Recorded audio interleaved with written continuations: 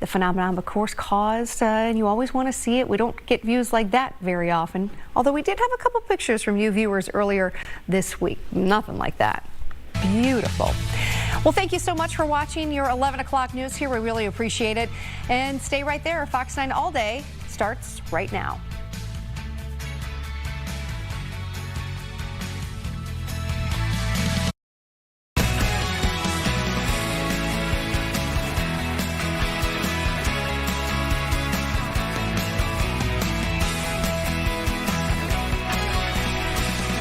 Good afternoon, everybody. Thanks so much for being with us here on All Day Live. It's noon. I'm Amy Huckert. We're hoping we can spend the next couple of hours with you. We've got a lot going on here, several live events, including an update on the immigration enforcement that's happening in Minnesota. A live update happening very shortly. Also, we're watching something that's happening right now, a fraud hearing, and this is a meeting on the oversight of the state's treasury, as well as grant management, things like that. Or Simone Woolridge is listening in on that right now, and she'll join us in a little while to catch us up on that. We're going to talk in just a few minutes with an executive director of a child care center who's been taking her concerns about immigration enforcement to the city of St. Paul. We'll talk about some of the progress that they've been able to make, the message to city council. She's on the agenda to talk before them later today. Next hour, 1:45 or so, we will be talking live with Minnesota Representative and House Majority Whip Tom Emmer, who will talk to us not only obviously about the immigration enforcement efforts here in Minnesota, but he happens to be voting right now, actually, or soon, on a resolution that would potentially undo mining protections in the Boundary Waters canoe area. So we'll talk to him about that. Also, this was something that Cody walked in and asked us about today, and there was enough of a reaction that we thought we need to do a segment on this today. Exploding trees in the cold. Have you heard of this? Apparently there's some chatter online. So our very own Mythbuster, Cody, is here to get ahead of it and tell us what we need to know.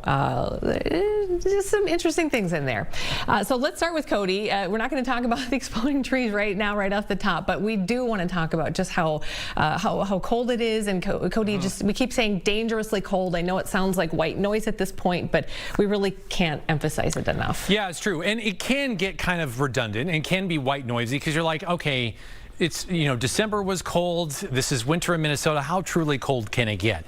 And it can get quite cold, as we know, around here. And this is just dialing it up a couple of notches from what we've already experienced this winter. Do we see something like this, resembling something like this every winter? Generally speaking, yeah. I mean, most winters we get a 2 or 3 day stretch that is very, very chilly overall. But this time around, like I mentioned, we're dialing it up a notch and just kind of taking it to the next level, as I believe we're hearing sound from somewhere else. There we go. We got that turned off. We'll talk more about that here in just a second. That's set for mostly tomorrow evening into Friday and Saturday as well. Now, today we have the fairly seasonable temperatures, right now sitting at 19 in the Twin Cities. We've had some off and on bouts of very light snow, maybe a 1/4 of an inch in some cases, so it hasn't been a lot. But we're going to see that kind of roll back in from the west as the radar has kind of flared and fade over the last 3 or 4 hours through the course of the morning. Now, the bulk of this will stay across mostly central and southern Minnesota as we're kind of in and out of that at times, right along the Minnesota River Valley. Parts of western Minnesota doesn't really show up on radar just because by the time the radar beam gets to central Minnesota, it's actually above the snow.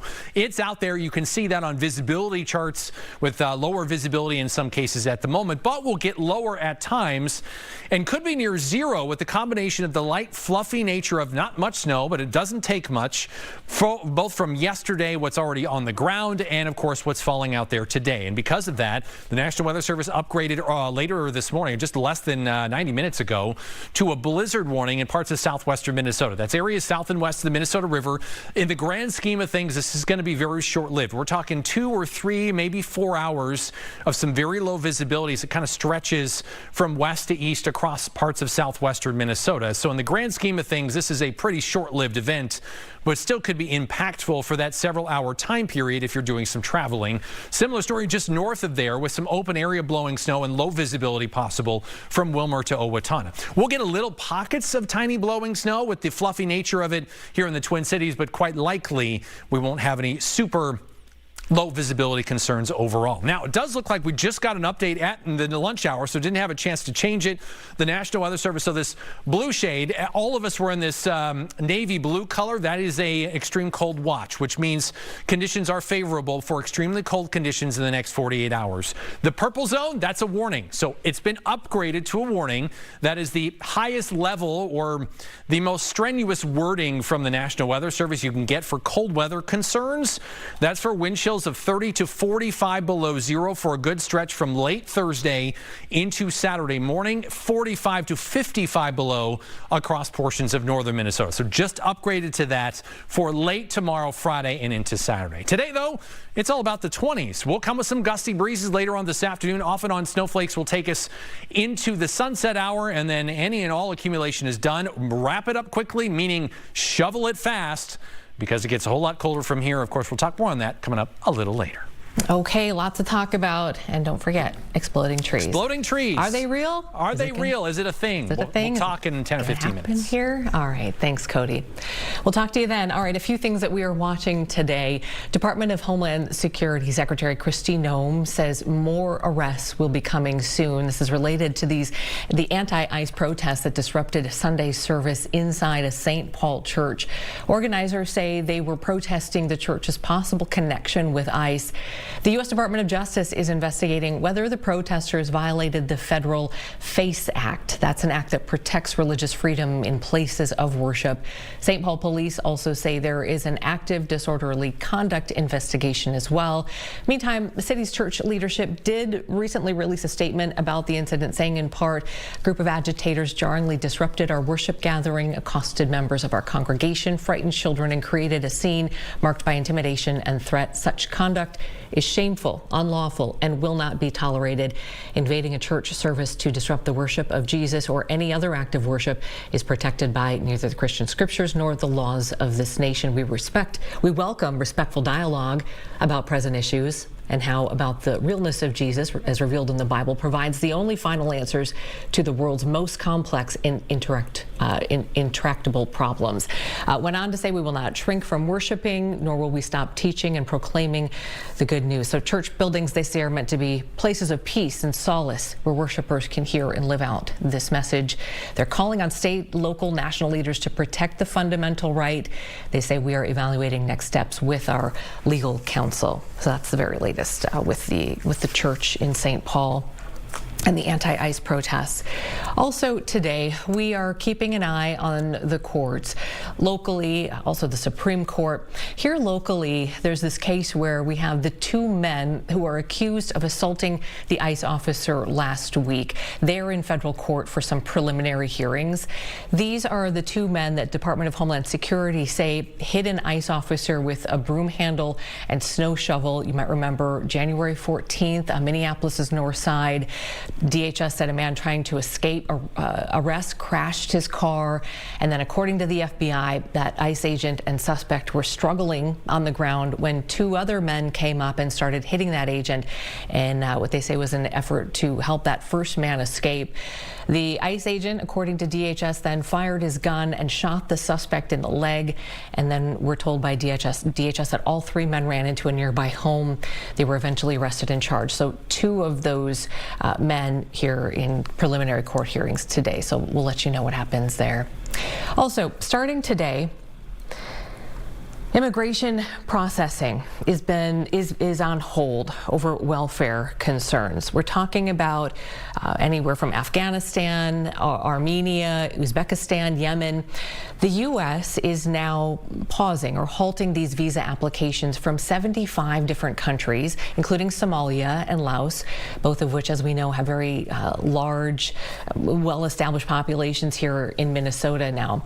If you know of somebody from any of these affected countries that already has a valid immigrant visa, this is what the State Department says. No immigrant visas have been revoked as part of this guidance. The Trump administration saying that the goal here is to prevent immigrants from ending up on welfare programs.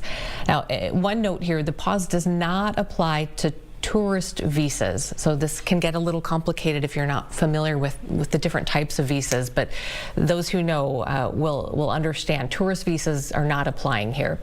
According to the State Department, this pause is specifically for immigrant visa applications. That is what we know at this point. We'll continue to follow that, of course, as it may have some potentially bigger ramifications for those communities, as I mentioned, from Somalia and Laos, Hmong population and Somali population. Okay, this just in this morning that we wanted to share with you. We are learning that Vice President J.D. Vance is planning to visit Minnesota tomorrow. This is according to White House officials who say that the Vice President will be holding a roundtable with some local leaders and community members, and will also meet with some ICE agents that have been here on the ground. Also expected to deliver some remarks at some point. Of course, we know that the Vice President has been vocal in his support of this ICE surge in Minnesota, was quick to come to the defense of ICE agents, including Officer Jonathan Ross following the shooting of Renee Good on January 7th. Again, it was 2 weeks ago today. So we anticipate that we should be able to hear more from him. We don't have any information about who else may be at that round table with him, but we'll bring you more as soon as we get it. Doesn't look like there's any sort of a public appearance planned, but we don't know. A lot of times we're not told a lot of things, and sometimes we find out things very last minute. So stay tuned. All right, local and state officials. This is something that was going to be happening every Wednesday, and I know we've had, I think, one so far. And it sounds like, Amber, I know you were trying to get us lined up with the other one here. So this is something that's happening every Wednesday. Local and state elected officials and others providing sort of an ICE-related update for the community. It's a virtual briefing, and Amber tells me that it's happening right now. So let's just listen in for a moment. And it's making it clear that ICE is making our communities less safe. And our little ones are not immune from this. The same day that Renee was killed, a beloved teacher at a daycare in my district was abducted by ICE. This comes as daycare centers across our city have been raided and faced death threats. And this comes on top of the normal burden that our childcare centers have of doing the incredible and amazing work of caring for our kids, managing bureaucracy, all with a business model that is untenable and not very profitable. We are calling on Republicans to stop playing political games with our kids' lives. This isn't about a headline or politics. It's about kids and the people who love them. ICE has no place in our schools or our childcare centers. Parents, students, and educators do not want them there. Schools need to be safe places for learning, not targets for ICE violence. The last thing I want to say is to the ICE agents directly. Please leave and stop terrorizing our kids and our families.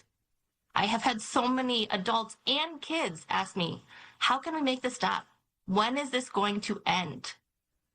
All of the ICE agents, you've had a parent in your life or a caregiver. You might have a kid yourself. You have had people who have loved you and cared for you. For all of those people, please leave our state and help us keep our kids and families safe. I now want to introduce one of the amazing childcare workers who is doing the amazing and incredible work of caring for our littlest kids as we go through this incredibly hard time in our city. And I will now introduce Lauren. Thank you. Thank you so much, Rep. Senator Murrah. Good afternoon. My name is Lauren. I am a childcare provider.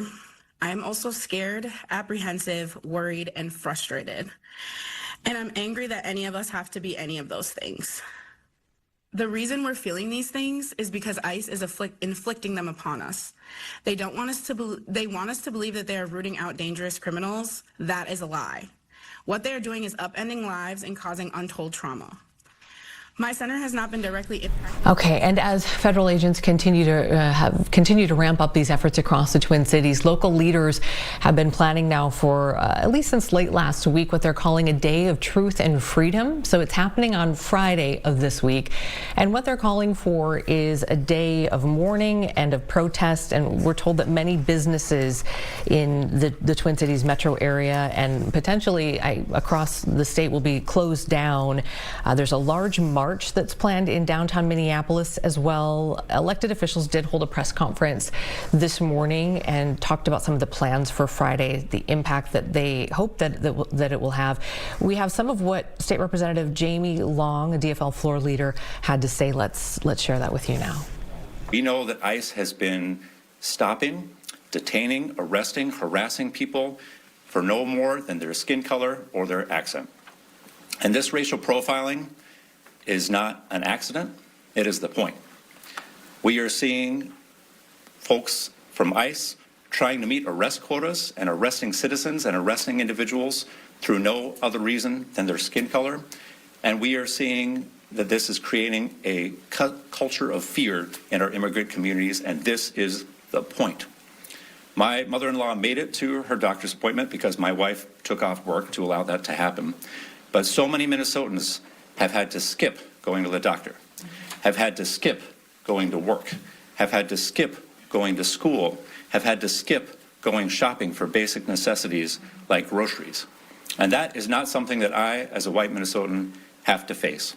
And so that is why I am standing here in solidarity with my colleagues, with our community, with our friends, with our neighbors, with my family, to say that we need ICE out of Minnesota, yes, and that we need accountability for the unlawful, unconstitutional actions that we are seeing every single day. And I need to feel that discomfort. I need to feel, at least for one day, what it's like to be a person of color in Minnesota, in the United States in 2026, who is afraid to do the very basic things. I need to experience that truth, and I need to stand up for the freedom that all Minnesotans and all Americans deserve. All right, and much more on the immigration efforts that are happening here in Minnesota coming up throughout our show. We're going to take a quick break right now. When we come back, meteorologist Cody Matz is going to join me, and we're going to talk about exploding trees. Yeah, exploding trees. Can it happen? Is it that cold? Why are people on social media freaking out right now saying, what is going on in Minnesota? Is this something that's going to happen here? Cody is going to walk us through everything we need to know when we come back. Stay with us.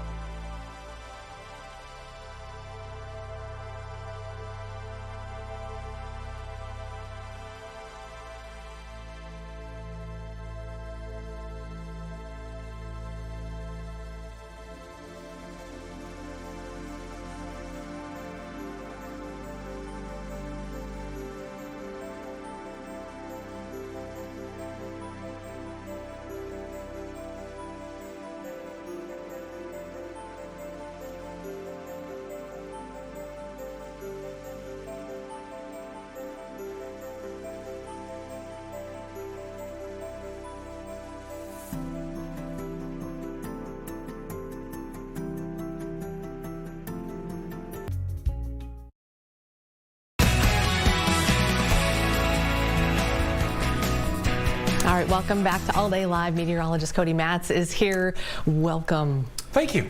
Hi. So, hi. Anytime there's anything going on social media and people are just chatter, freaking out over when it comes to nothing? the weather.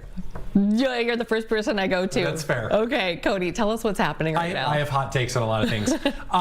So somewhere online, I think it actually came from what I classify as social meteorologists. So they're not necessarily over the air, but they have a good following. They're degreed meteorologists. They have a big following on social media itself. I believe this probably stemmed from a couple of their posts. So they essentially brought up a map that said risk of exploding trees in the upper Midwest this weekend. And I'm like, this sounds like clickbait. And it essentially is clickbait. So this got everybody a buzz, and I talked to you guys about it, and you're like, okay, can this happen? Should we be in a bunker? Or should we go to the basement like a tornado warning? I'm here to tell you, relax. So if you see something like this, it is more or less clickbait. Now, can it happen? Has it happened before? Yes. Have you seen it happen? There are probably old timers out there that'll live there their whole lives and have never heard of anything like this. Never heard of it. Exactly. I mean, essentially before now, I didn't even consider bringing it up because I know it's a thing. So basically what happens is a lot of times when you get temperatures that rise quickly or fall quickly, we're talking 30, 40, 50, 60 degrees inside of a day. Okay, you have trees, you have sap in there, typically liquid, but this time of the year it can freeze. And so if that liquid freezes fast enough, the tree itself can't handle the contraction. And so essentially what happens is it cracks. Now, so exploding, the exploding word, it's not really like that. I mean, it can in theory. And there has been at least some documentation, especially in like places like the higher elevations of Alaska, where it actually gets really cold, 60 and 70 below zero, where this has actually occurred. But the fact that, if you think you're going to walk outside at your house in Maple Grove and expect an exploding tree, you're not. That's just not a thing. But something that you could experience, I believe we have video. So this is actually a lightning strike. This is different, but take a look at what it could kind of look like.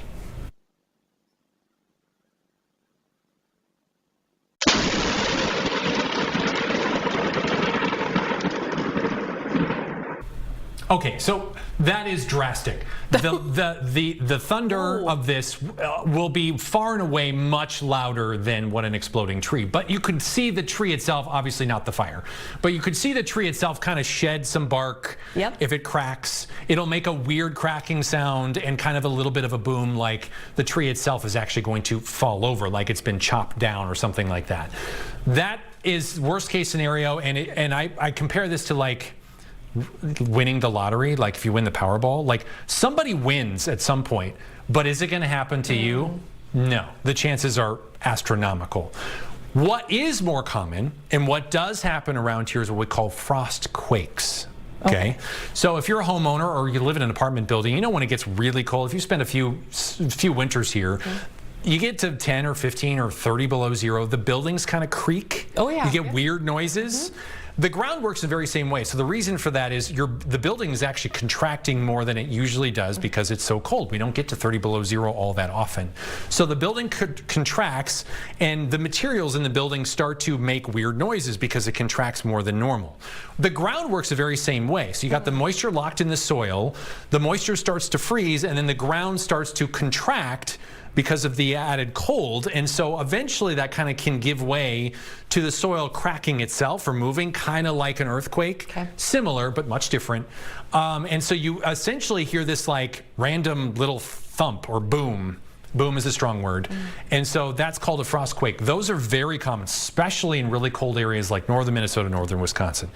So if you hear a weird creak or a weird little, like, kind of sounds like a, think of like your trash bin in the middle of the street and it kind of falls over and it makes that loud noise. You're like, what was that? It's kind of like that. Okay. So it's not aggressive, but you may hear it. I'm so curious. So all day at fox.com is our emails. If you've ever seen or heard an exploding tree, I'd love to know. We would love to know about it. And if you got video, even better. Oh yeah, all day. Because I mean, maybe this happens and we just, so if a tree falls in a forest, I knew you were going to go there. Falls in a forest, yes. Nobody's there to hear it, right? So exactly. I don't know, does this happen? So in theory, it is possible, but considering so many of us have lived here for so long and have never heard of this, it's really rare. Okay, let us know if you've ever heard of it. Thanks, Cody. Yeah, fun stuff. So fun. And don't fall for all the clickbait. So the people who are mostly probably clicking on, well, I mean, it's a lot of us too, because we're like, True. what? But we're like, people wait, this is who real? Aren't familiar with. Admittedly, I don't know where these folks are from that have been posting this, but admittedly, it sounds like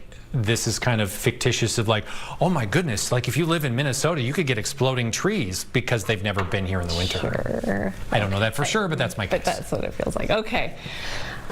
Just one more thing to be enjoying with our winter. All right, thanks, Cody. Yeah. Appreciate it. Yeah. We'll hear more from you a little bit later about just how cold it's going to get this weekend. Indeed. Too. All right, thanks. Yeah. All right, let's do this. Let's check in one more time here. This is the meeting with state and local leaders and immigration enforcement update. Observation training, so you can help look out for your neighbors. And I thank every person that has been bravely doing that in this moment. I also have spent a lot of time with constituents who have responded to either their loved one being detained by ICE or being a community member who saw someone that was detained by ICE, whether it was because they were immigrant or because they were doing legal observation and their vehicles are just left on the street unattended, either in the middle of the street, in the corner of the street. Even this morning, I had to work with a neighbor whose husband was detained for doing legal observation, had his window smashed in, and just want to share what the protocol is if this occurs for you. The protocol is please call 911. Please talk to the 911 dispatcher. They will ask you questions. They're prepared for phone calls of this nature.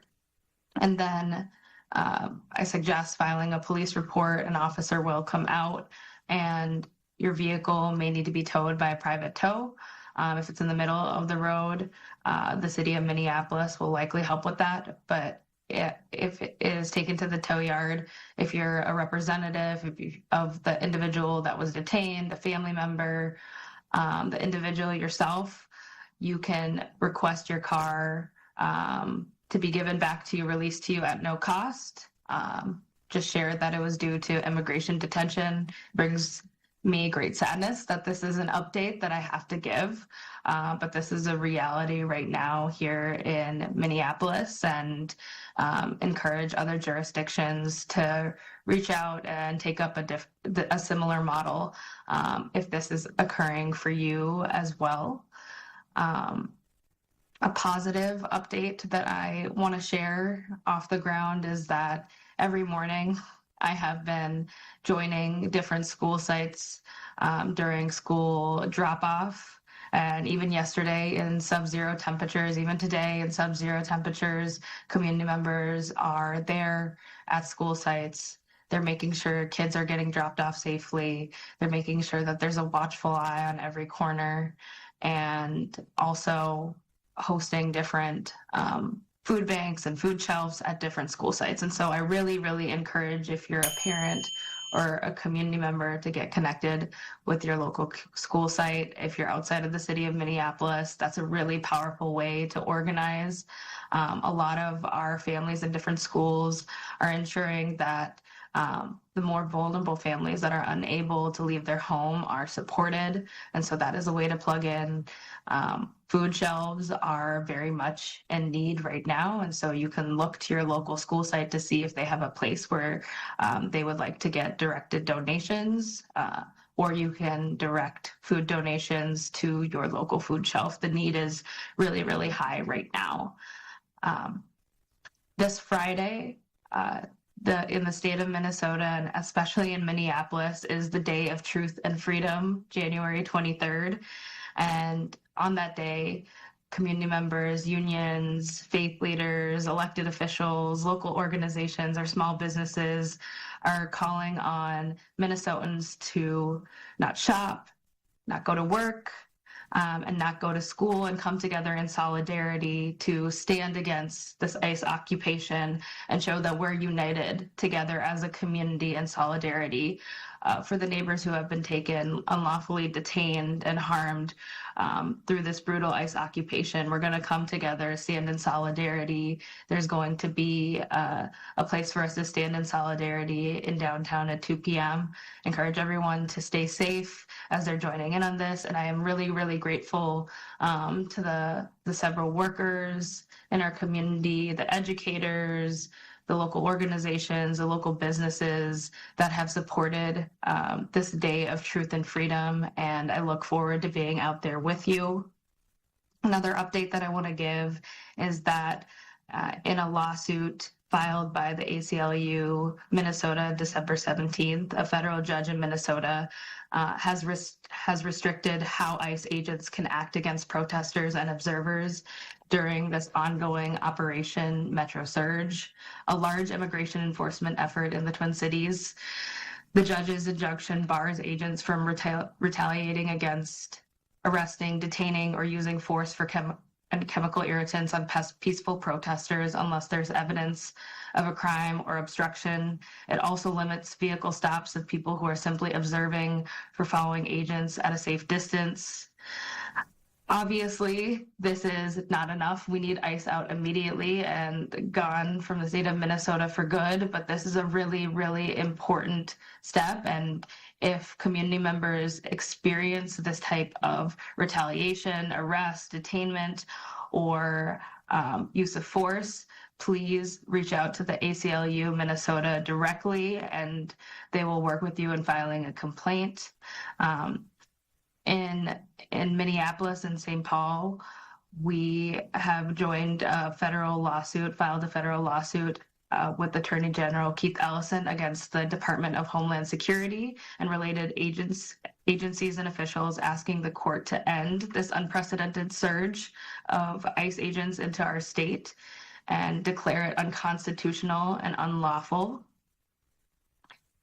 This is really, really about us as a state and a city safeguarding our ability to protect our community's well-being and get some accountability for all the harm that has been done over the last few weeks, and also hold the federal government accountable for violating basic constitutional protections.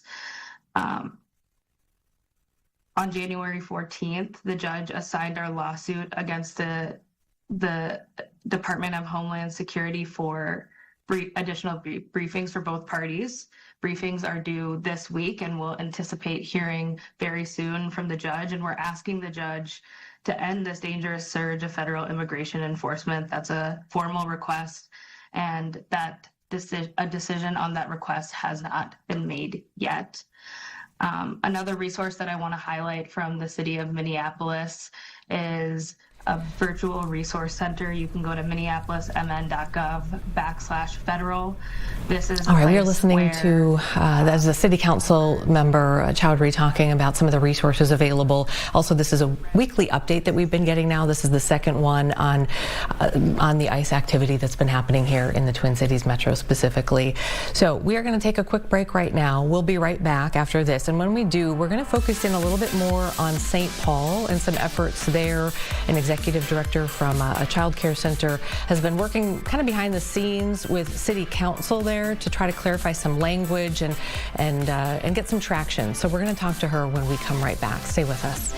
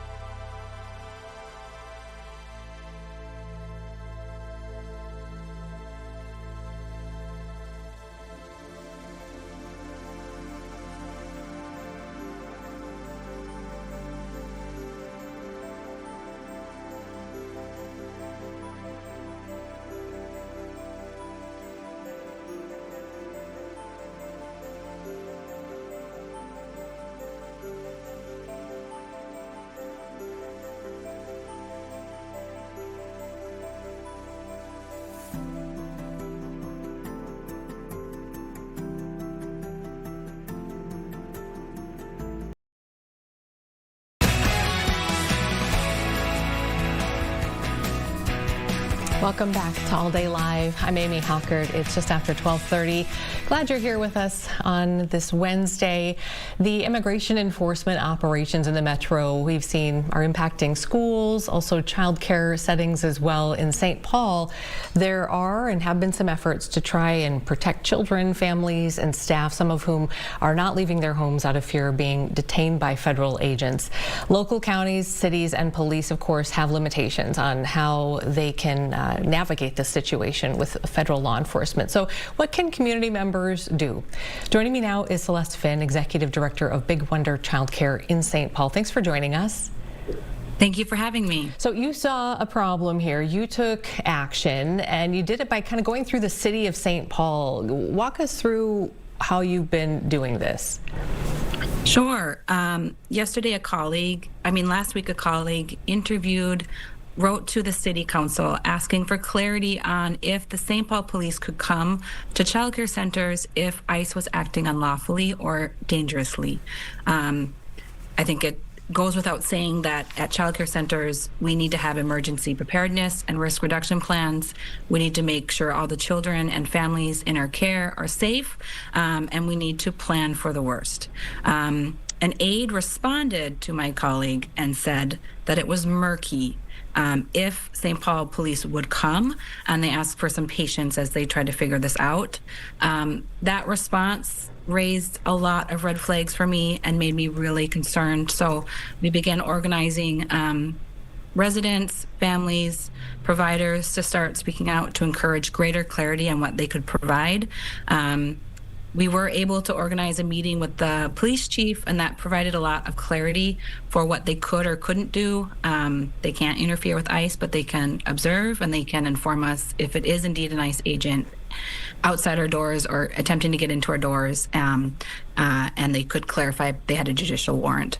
That did certainly help me get some clarity on what actions I could take to make sure my childcare center was safe, and help provide some clarity, because something that a lot of us are struggling with is if our children should be allowed to play outside during this time. So that was helpful. What we're asking now of the city, though, is to pass a separation ordinance that would give greater legal footing to the city of St. Paul and greater clarity to residents of St. Paul for if St. Paul police are aiding and assisting ICE agents, and if they can come and provide support if we need it. And so there are a couple of things going on here. It sounds like you've gotten some clarification of some of the messaging and the policy. It sounds more like you're looking for a kind of accountability from local leaders, right? To make sure that the messaging and the policies are communicated to everyone. And then also, when you talk about, so today you're going to be actually speaking in front of the council a little bit later during their meeting today. So specifically, I think people look at this and go, well, it's tricky because we know that there are these separation ordinances.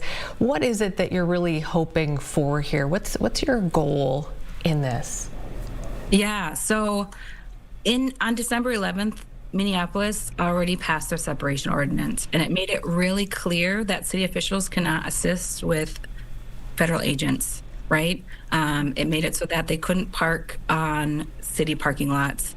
Some of the things that I will be hoping for is if someone's injured by ICE, that St. Paul police could provide medical assistance.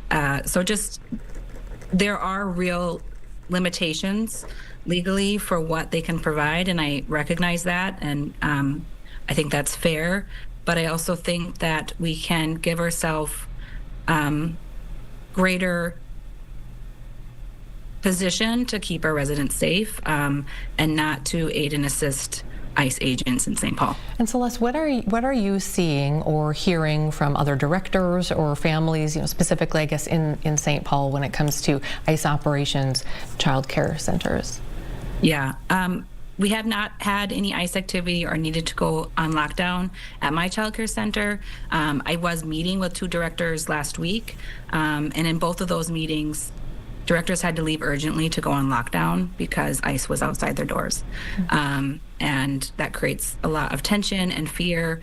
And we need to protect the physical safety of children and their emotional safety. So we don't want them to be witnessing anything that will be traumatic. And so I also have talked to families who are patrolling outside Spanish immersion schools because they have been heavily targeted in St. Paul. So every morning, even during these frigid weathers, there are families and residents volunteering outside to protect those kids and the staff there. I also have heard from a parent that was patrolling that ICE will repeatedly circle around and shout at them and then record the observers that are outside. Obviously, that activity heightens my concerns and fears about the safety of children and childcare centers. So those are some of the concerns that we have as childcare providers. Obviously, of course, staffing a childcare center during this time is also extremely difficult. Some directors I've spoken to said their staffing is down by 50%. Yeah. And so, again, you're going to be speaking in front of a city council in a few hours, and already some, I think from your perspective, some progress made here on shoring up some of the language and clarity, even if it doesn't end sort of in the big picture the way that people would want from your perspective. It sounds like you're getting some clarification there. I'm curious about just, we as a child care executive director, somebody who is, working with these families, and you spend a lot of time with these children, how are you kind of navigating this from kind of the human perspective of, these children are not in a position where they can understand, anything that's going on around them. I guess, what's the communication like, in your communities? Yeah, so I did share with my families some of our updated safety protocols and what we would do and how we would inform families if ICE was here to the best of our ability. As far as talking with children, I work with children who are 2 to 5. At that age, it's not developmentally appropriate to share with full clarity or transparency what's happening or the real dangers that are there. Children can't really comprehend between ICE acting out on the streets or ICE being inside their home. So they live often in kind of a fantasy land. Obviously, they believe in so many magical things. And so, which is beautiful, but it also means that they can be easily traumatized and harmed by ICE activity. And we know that many children who have observed things or their parents have been detained are in a lot of emotional turmoil right now. All right, we'll continue to keep in touch with you. I know Minneapolis, as you said, they have their separation ordinance. They revised it. It went from something like 1 page to 6 pages. We're able to get really specific with the language. So we'll see if something similar here happens in St. Paul as well. Thank you for your time today, and we'll keep following what's happening in St. Paul. Thanks so much for having me. All right, take care. Let's take a break, and before we do that, we want to check in with meteorologist Cody Matz again on what we just can't talk enough about, which is how dangerously cold it is if you are not prepared. And then this weekend, it's even if you are prepared, you just need to be aware of what's going to be happening here. We've been through it before. We go through a couple of days like this every winter, but it's just good to be aware. So we'll check in with Cody. We'll take a break, and then we will be right back. Good afternoon. Snow decorating the landscape as we get through the afternoon hours today into this evening. It's not going to be a lot, but combine that with gusty breezes that are picking up, especially across western and southern Minnesota, will lead to some blowing snow issues and travel concerns mostly across the southern parts of our viewing area. For the metro, we'll be seeing some minor pockets of blowing snow, certainly an inch either side of fluff as we get through the afternoon hours before winding down quickly this evening. Some big changes, though, statewide, courtesy of the gusty breezes, and now upgrade to a blizzard warning in parts of southern Minnesota. This isn't going to last all that long. It's a few hours this afternoon, but it will be impactful for those few hours, especially south and west of the Minnesota River Valley, Marshall to Mankato to Albert Lee southward, especially right along Interstate 90. Visibility near zero at times. Just north of there, still some blowing snow concerns and lower visibility in open areas from essentially Wilmer to about Owatonna and then southeastward into northern sections of Iowa. For the metro, some minor blowing snow. A little bit of fluff will be around,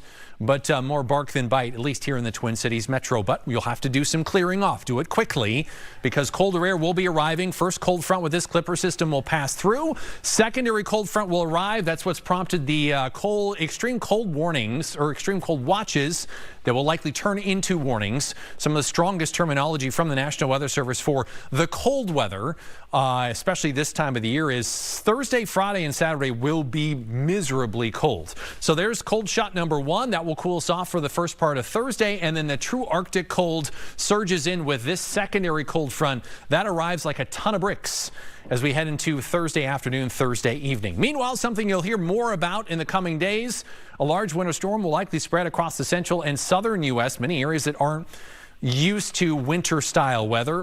Plenty of snow on the northern edge of this, but a lot of freezing rain, and that's going to cause some big ice concerns.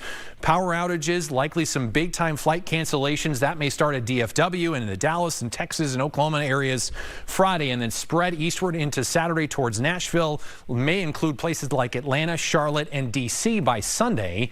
So just a heads up if you're doing some traveling over the next few days. Around here, though, there's the light snow. It won't be a lot, but enough, certainly, and the fluff factor is there, so it will be easy to blow around as the winds pick up as that passes by. Through the afternoon and into the evening hours, some significant blowing snow in southern Minnesota, pockets of blowing snow in the Twin Cities. We kick that out of here. Any and all accumulation is done by sunset. Then we'll just see some scattered flurries in the overnight hours as the atmosphere stays churned up. Still a bit of a breeze on Thursday. Falling temperatures drastically through Thursday afternoon, Thursday night, leading to our frigid air mass. And you could see that on our wind chills.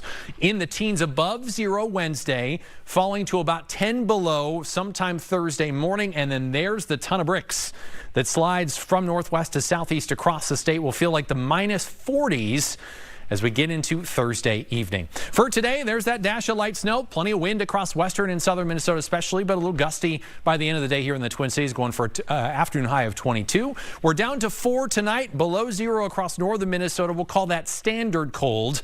And then we'll see a couple of degrees rise into Thursday midday, and then tumbling temperatures even more by another 15, 20, 25 degrees as we get into Thursday night and early Friday morning. Here's that 7-day forecast. We stay frigid in one of the coldest days we've seen in the last 25 years. Friday with an afternoon high of just -8.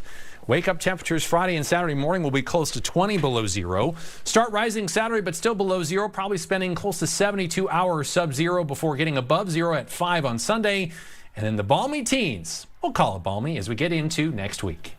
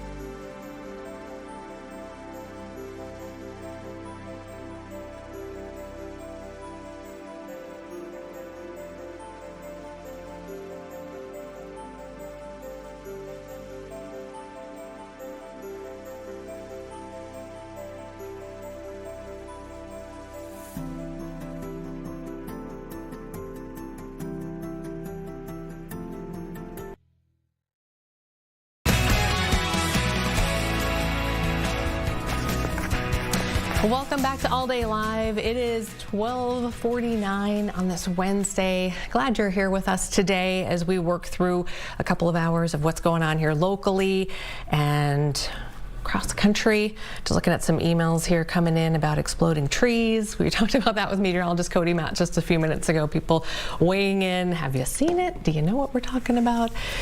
All right, we are watching a couple of things right now. There's a hearing in Washington, D.C. where lawmakers there are considering a bill that many conservationists particularly are calling the greatest threat to the boundary waters in history. This is a bill today that was put forward by Representative Pete Stauber, kind of up in the Iron Range area, in the Duluth area. It would essentially undo the boundary waters canoe area wilderness protections from copper mining for up to 20 years. The protections were put into place by the Biden administration. It was about 3 years ago, signed into law January 2023. A vote is expected later this afternoon. So we're keeping an eye on this. Minnesota Representative, Republican House Majority Whip Tom Emmer is planning to join us here in a little bit. He is part of all of this. He'll talk about this, a couple of other bills, and then clearly everything that's kind of going on here on the ground in Minnesota as well. So that interview coming up at about 1:45 today. Also, we are watching this. The Supreme Court.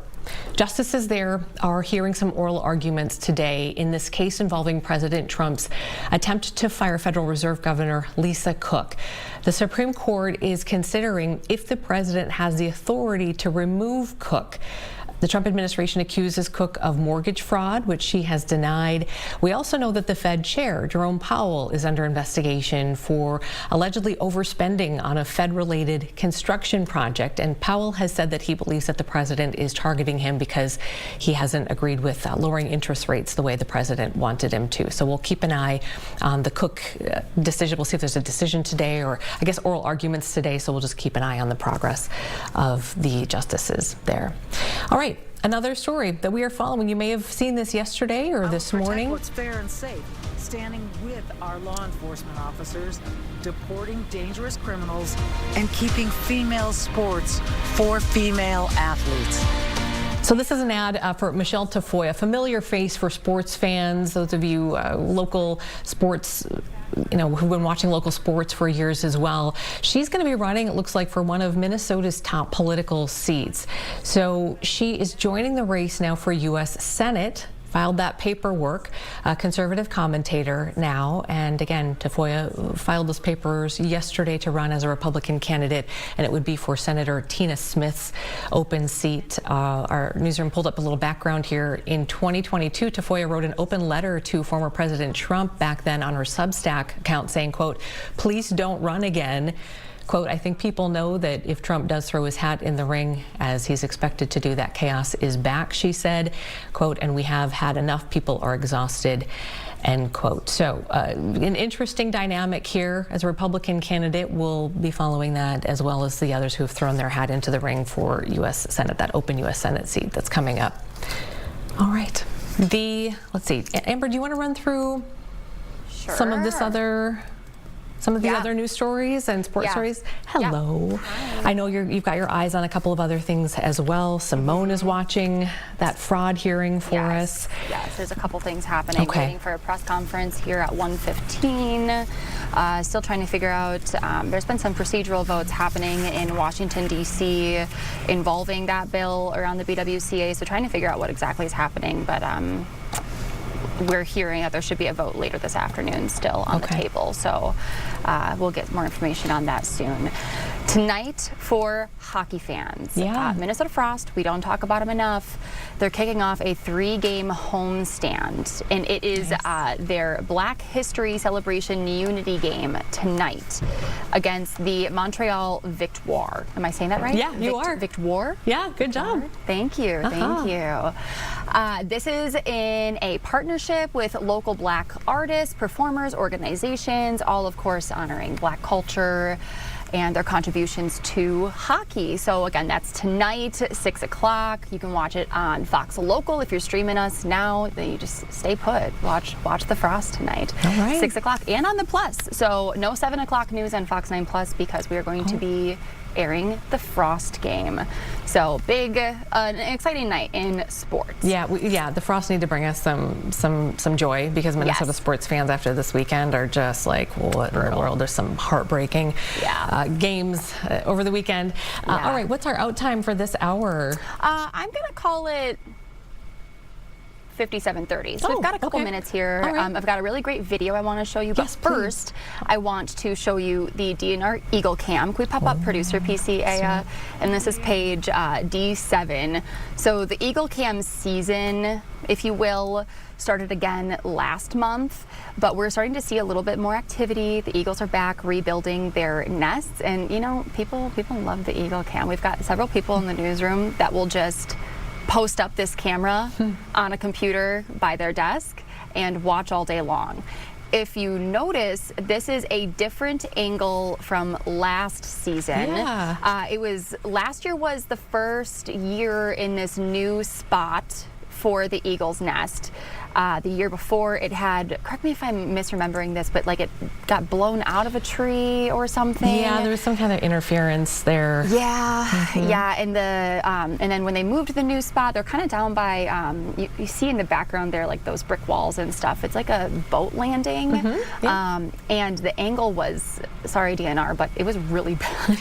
It was not great. So it was hard to see some stuff, but better view of it now. Eagles rebuilding. They're supposed to get more active in early to mid-February, so we could be seeing them come back and lay some eggs pretty soon here.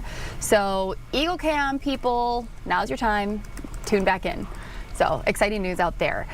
Other animal-related news that will make you smile. Have you seen a cow scratch themselves before, Amy? Never. I love a cow story. If you don't know, if you're not a longtime viewer, I grew up on a farm. You can take the girl off the farm. You can't take the farm out of the girl. I love a cow. So I want to show you my favorite video of the day. And we can roll this. This is a cow. She looks like a Swiss cow to me in Austria. And this video was posted because they think it is just incredible that she is scratching herself with this broomstick. Thoughts? Oh. I love it, but I also don't think cows are smarter than people give them credit for. Okay.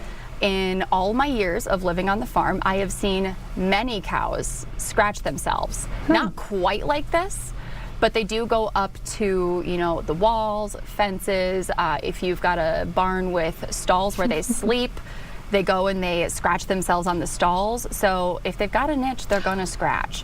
But with a stick and being this precise, I will say, is pretty freaking cool. But I was gonna say, is it just a fluke that picked it up and then just started moving it? But no, it's She's a doing deliberate. it over and over and over again. That's amazing. I mean, pigs. We always talk about pigs. Pigs are, you know. Pigs are smart. They're smart. Pigs are very smart. Cows are honestly, Amy, oversized dogs with hooves, in my opinion. I mean, look at her. She's a genius. She's a genius. That's pretty amazing. And by the way, her name is Veronica. Love it. So cute. So Veronica needs some more to eat, though. It was looking a little. Now that's actually healthy. Or is that okay? Is that healthy? Yes. You want to see the ribs. You want to see the ribs. Okay. She does look like she needs to be milked. Her udder is full. Oh yeah. Okay, there you go. Wrong kind. I clearly did not grow up on a dairy farm, so yeah. Look at all those views. Look at from every angle. It's so good. Amazing. All right, Amy, we're going to take this to break here. We'll be back in a couple of minutes on the other side. We're going to check back in on headlines. Simone is working on a segment for us, listening into a fraud prevention hearing at the state capitol, watching for a couple press conferences. Lots of stuff going on. We're back in a couple minutes.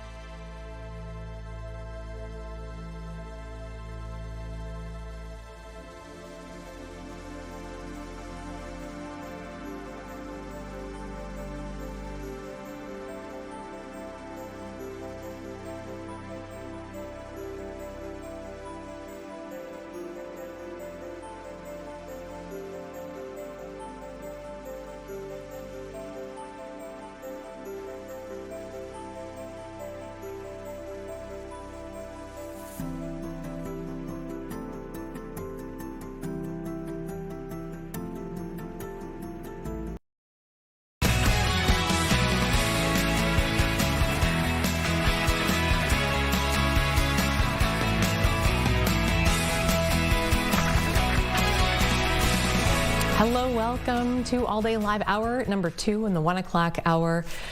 We are so glad that you are spending part of your day with us. I don't know, maybe you're staying home, working from home today because it's just too cold to go out and try to navigate what's happening out there. I see flurries out there right now. We'll continue to talk about the weather and especially what we're going to be expecting later on, especially Friday into the weekend. Very important information for you to know, especially those of you who may not be used to the winters here. It's something that we grow accustomed to a couple of days every year where we just kind of hit rock bottom, but there are a lot of people who may not clearly know, and it can be really dangerous if you're not prepared. So that and much more coming up here, but we want to run through some of the headlines, some of the stories that we are following for you here at this time. One of the things we are watching is we're waiting for more specifics in this story. Department of Homeland Security Secretary Kristi Noem says that more arrests will be coming soon, and this is related to that anti-ICE protest that disrupted a Sunday service inside a St. Paul church on Sunday morning. Organizers there say they were protesting the church's possible connection with ICE. A U.S. Department of Justice official says they are investigating whether these protesters violated something called the FACE Act. That's a federal act that protects religious freedom in places of worship. St. Paul police also say that there is an active disorderly conduct investigation as well, so that would be separate. City's church leadership did recently release this statement talking about how they believe that the conduct was shameful, unlawful, will not be tolerated. Frightened children, they say, created a scene marked by intimidation and threat.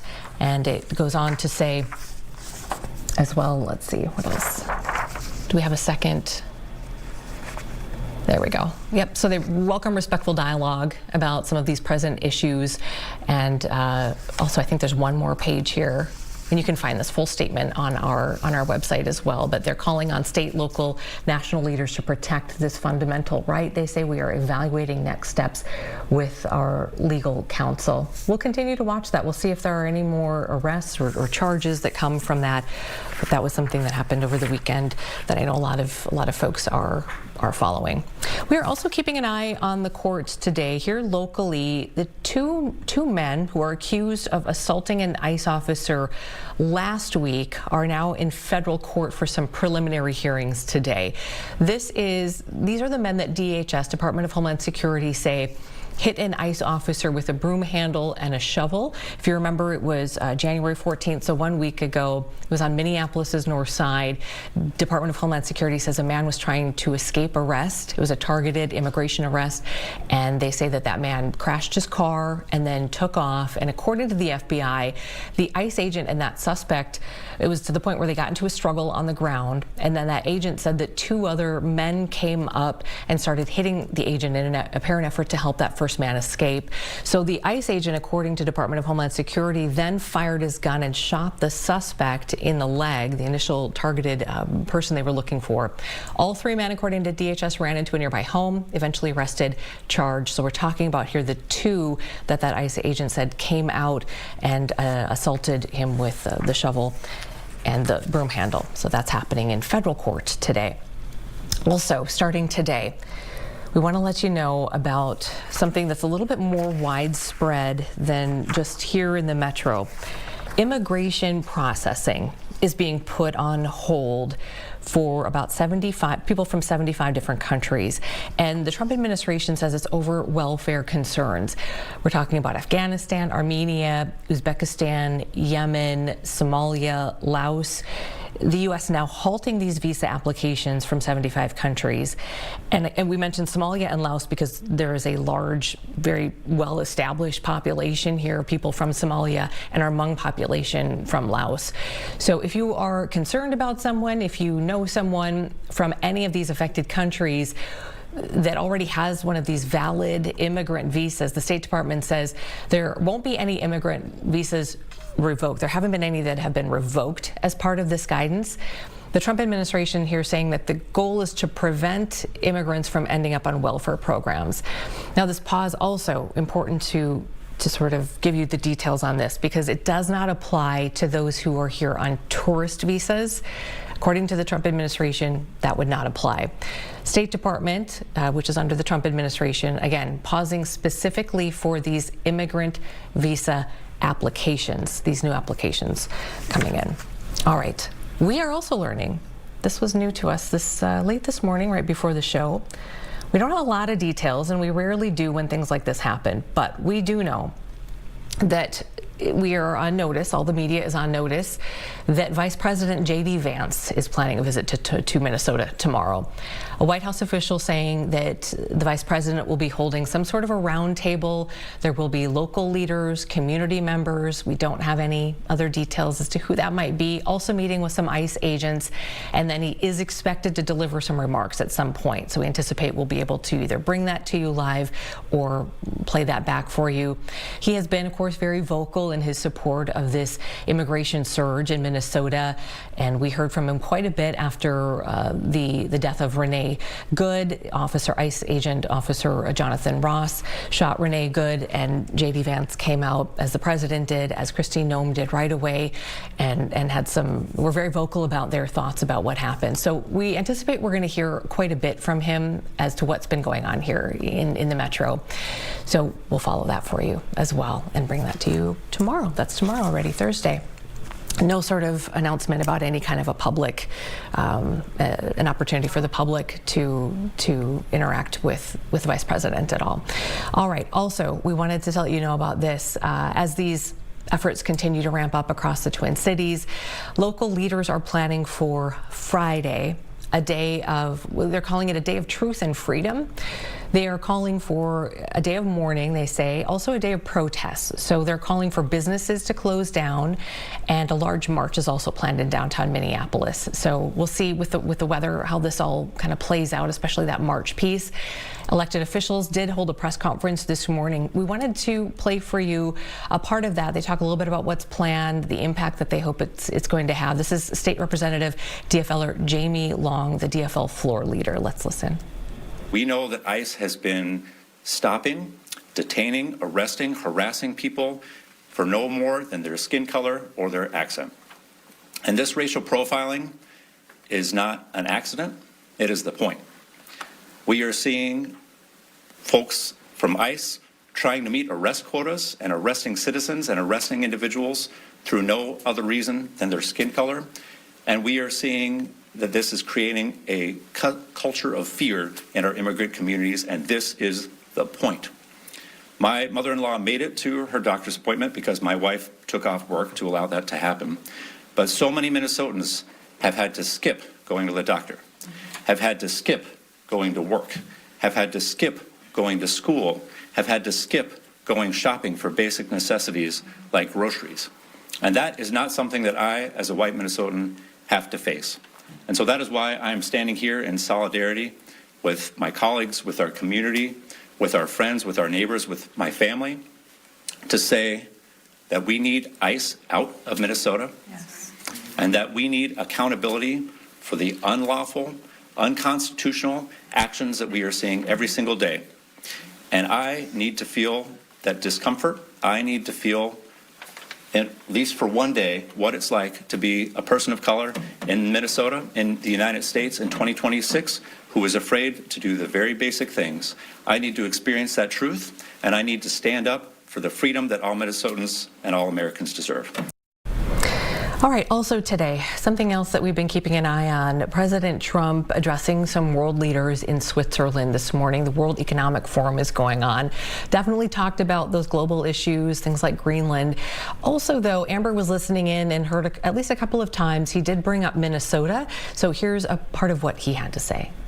The situation in Minnesota reminds us that the West cannot mass import foreign cultures which have failed to ever build a successful society of their own.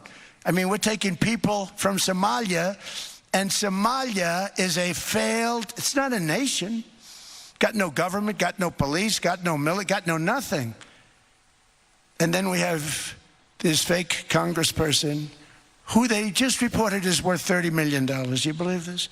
Ilhan Omar, talking about the Constitution that provides me She comes from a country that's not a country, and she's telling us how to run America. Not going to get away with it much longer. All right, that was a portion of the president this morning in Switzerland. We are going to take a quick break. Oh, actually, you know what? One more. Let me talk about Greenland for a second. Sorry, I just recognized the script was up here.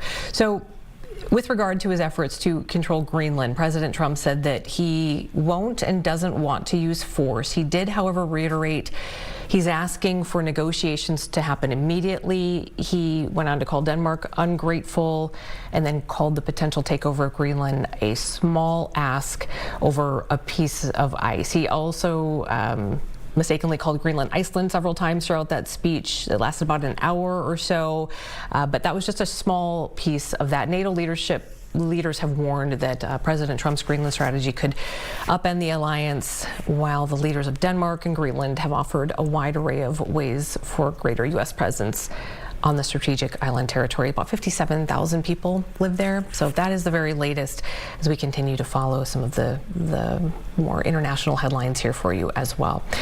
Okay, let's do this. Let's take a break. And when we come back, Simone has been watching fraud hearing here locally, and she's been listening to some Q&A. We're going to bring her in and find out what's been happening there. And first, though, we're going to hear from Cody, who's going to tell us a little bit more about what we can expect here for the coming days and then into the weekend with this extreme cold. So stay with us. Good afternoon. Snow decorating the landscape as we get through the afternoon hours today into this evening. It's not going to be a lot, but combine that with gusty breezes that are picking up, especially across western and southern Minnesota, will lead to some blowing snow issues and travel concerns mostly across the southern parts of our viewing area. For the metro, we'll be seeing some minor pockets of blowing snow, certainly an inch either side of fluff as we get through the afternoon hours before winding down quickly this evening. Some big changes, though, statewide, courtesy of the gusty breezes, and now upgrade to a blizzard warning in parts of southern Minnesota. This isn't going to last all that long. It's a few hours this afternoon, but it will be impactful for those few hours, especially south and west of the Minnesota River Valley, Marshall to Mankato to Albert Lee southward, especially right along Interstate 90. Visibility near zero at times. Just north of there, still some blowing snow concerns and lower visibility in open areas from essentially Wilmer to about Owatonna and then southeastward into northern sections of Iowa. For the metro, some minor blowing snow. A little bit of fluff will be around, but more bark than bite, at least here in the Twin Cities metro. But you'll have to do some clearing off. Do it quickly because colder air will be arriving. First cold front with this Clipper system will pass through. Secondary cold front will arrive. That's what's prompted the extreme cold warnings or extreme cold watches that will likely turn into warnings. Some of the strongest terminology from the National Weather Service for the cold weather, especially this time of the year, is Thursday, Friday, and Saturday will be miserably cold. So there's cold shot number one. That will cool us off for the first part of Thursday, and then the true Arctic cold surges in with this secondary cold front. That arrives like a ton of bricks as we head into Thursday afternoon, Thursday evening. Meanwhile, something you'll hear more about in the coming days, a large winter storm will likely spread across the central and southern U.S., many areas that aren't used to winter-style weather. Plenty of snow on the northern edge of this, but a lot of freezing rain, and that's going to cause some big ice concerns. Power outages, likely some big-time flight cancellations. That may start at DFW and in the Dallas and Texas and Oklahoma areas Friday, and then spread eastward into Saturday towards Nashville. May include places like Atlanta, Charlotte, and D.C. by Sunday. So just a heads up if you're doing some traveling over the next few days. Around here, though, there's the light snow. It won't be a lot, but enough. Certainly, and the fluff factor is there, so it will be easy to blow around as the winds pick up as that passes by. Through the afternoon and into the evening hours, some significant blowing snow in southern Minnesota, pockets of blowing snow in the Twin Cities. We kick that out of here. Any and all accumulation is done by sunset. Then we'll just see some scattered flurries in the overnight hours as the atmosphere stays churned up. Still a bit of a breeze on Thursday. Falling temperatures drastically through Thursday afternoon, Thursday night, leading to our frigid air mass. And you could see that on our wind chills. In the teens above zero Wednesday, falling to about 10 below sometime Thursday morning. And then there's the ton of bricks that slides from northwest to southeast across the state. Will feel like the minus 40s as we get into Thursday evening. For today, there's that dash of light snow. Plenty of wind across western and southern Minnesota especially, but a little gusty by the end of the day here in the Twin Cities, going for an afternoon high of 22. We're down to 4 tonight, below 0 across northern Minnesota. We'll call that standard cold. And then we'll see a couple of degrees rise into Thursday midday, and then tumbling temperatures even more by another 15, 20, 25 degrees as we get into Thursday night and early Friday morning. Here's that 7-day forecast. We stay frigid in one of the coldest days we've seen in the last 25 years. Friday with an afternoon high of just -8. Wake-up temperatures Friday and Saturday morning will be close to 20 below 0. Start rising Saturday, but still below 0, probably spending close to 72 hours sub-0 before getting above 0 at 5 on Sunday. And then the balmy teens, we'll call it balmy, as we get into next week.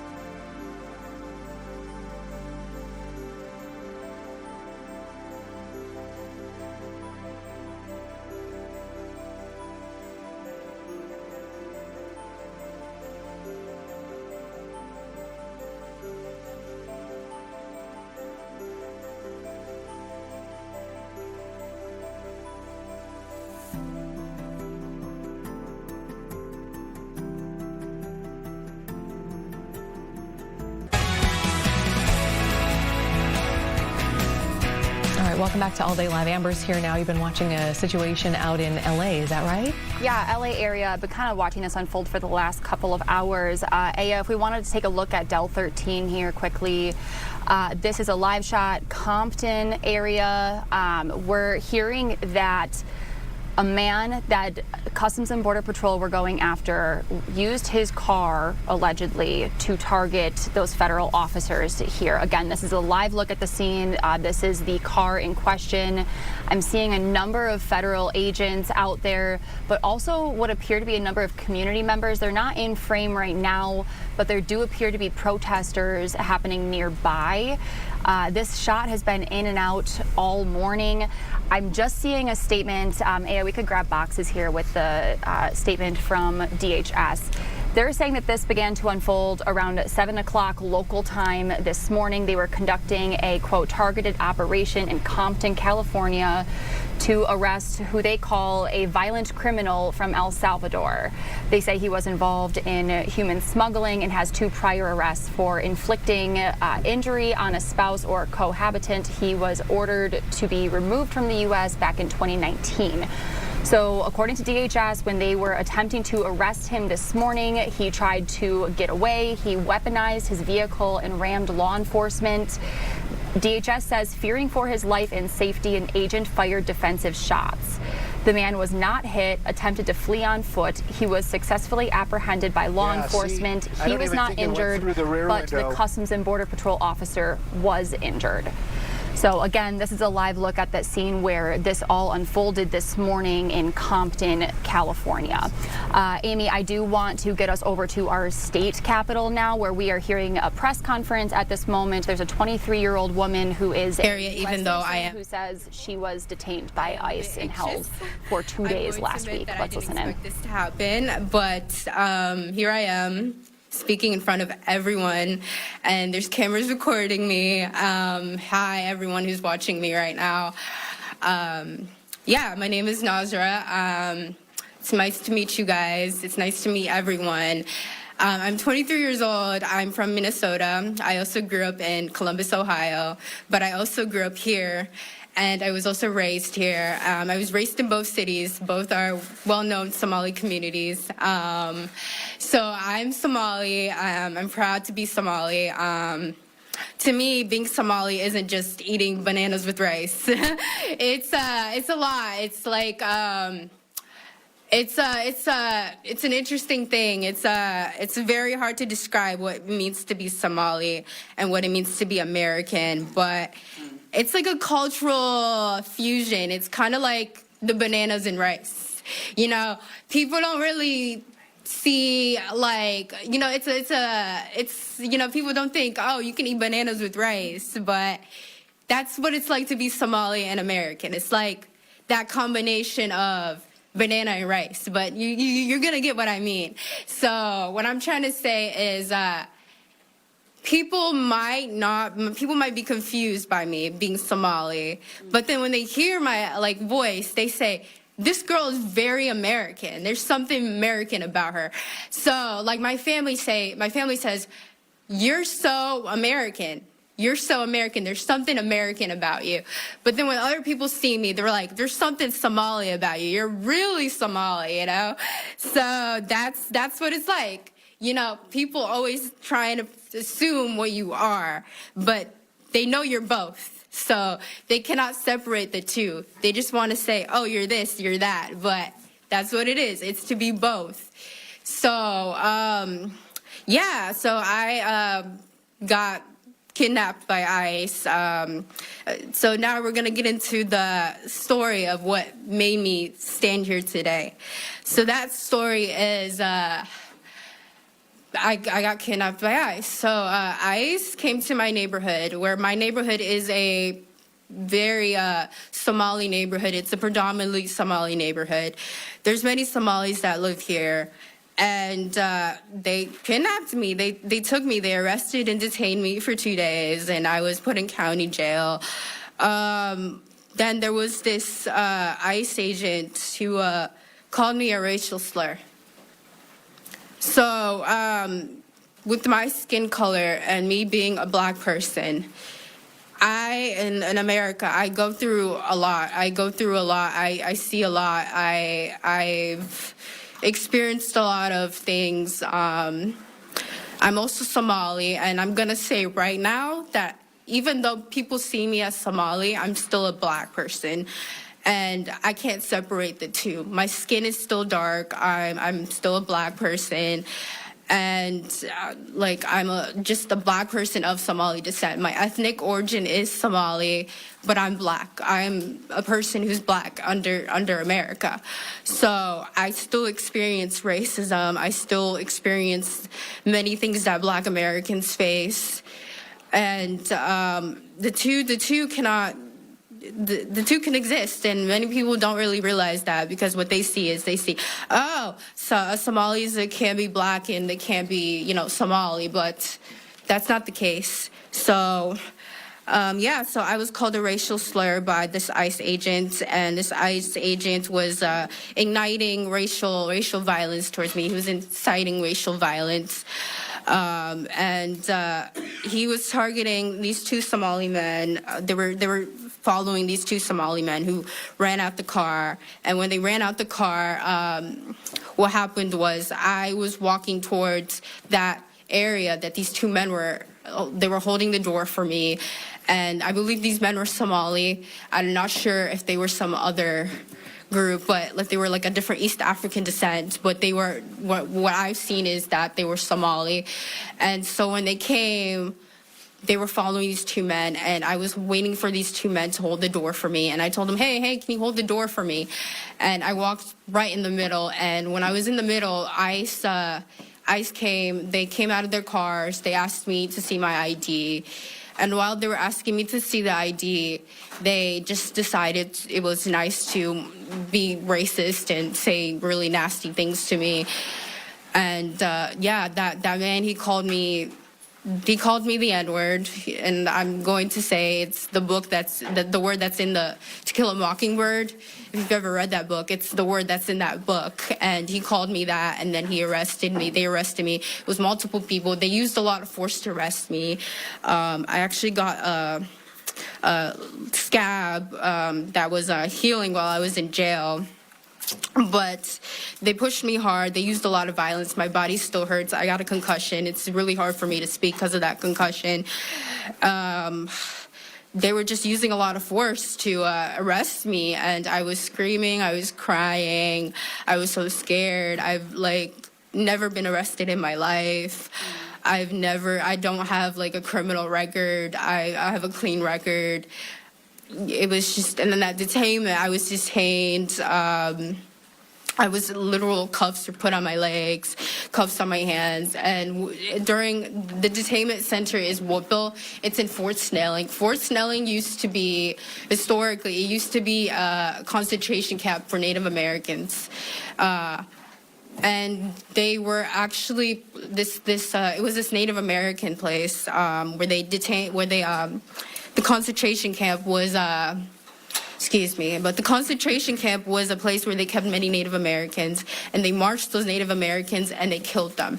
They murdered them, and it was named after Bishop Whipple, Henry Whipple, I believe. Hopefully I'm getting my facts correct, but that man was a bishop who actually spoke for Native Americans, and I was actually detained with a Native American woman. And God bless her heart, she went through a lot too. She was also detained by ICE, and she was also a U.S. citizen, and like me. And she had gashes on her face. They shattered her windows. She had blood on her jeans, her corduroy jeans, and she was crying because she was so scared because she was with her dog. She was so scared that her dog got hurt. She was so scared for her life. We were both crying together. We were holding each other tight, and I'll never forget the fear that we both felt in our hearts that day. And deep breath.